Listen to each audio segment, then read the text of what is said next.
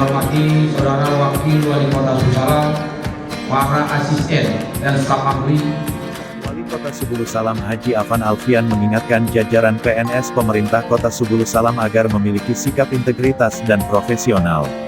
Hal tersebut dikatakannya pada saat memberikan sambutan apel gabungan seluruh satuan perangkat-perangkat Kota Pemko Subulu Salam bertempat di halaman kantor Wali Kota Senin, tanggal 10 April tahun 2023.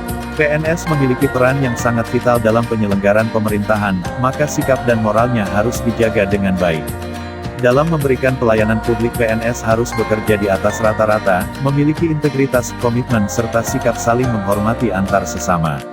Lantas ia pun mengharapkan setiap PNS menanamkan sikap sebagai agen perubahan dalam pembangunan Kota Subulu Salam.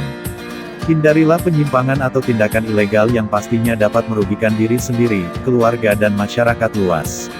Kita memasuki tahun politik agar PNS memposisikan dirinya sebagai PNS yang profesional.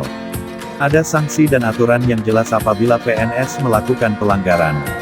Selanjutnya Wali Kota Haji Afan Alfian mengatakan bahwa program TPP Pemko Subulu Salam dihitung sejak April tahun 2023, maka diharapkan semua PNS agar lebih berdisiplin dan bekerja lebih baik. Sebagaimana hasil monitoring dan evaluasi pelaksanaan TPP di seluruh SKPK kinerja mengalami kemunduran, diharapkan berlakunya TPP bisa menggenjot kinerja seluruh PNS ke arah yang lebih baik dan profesional.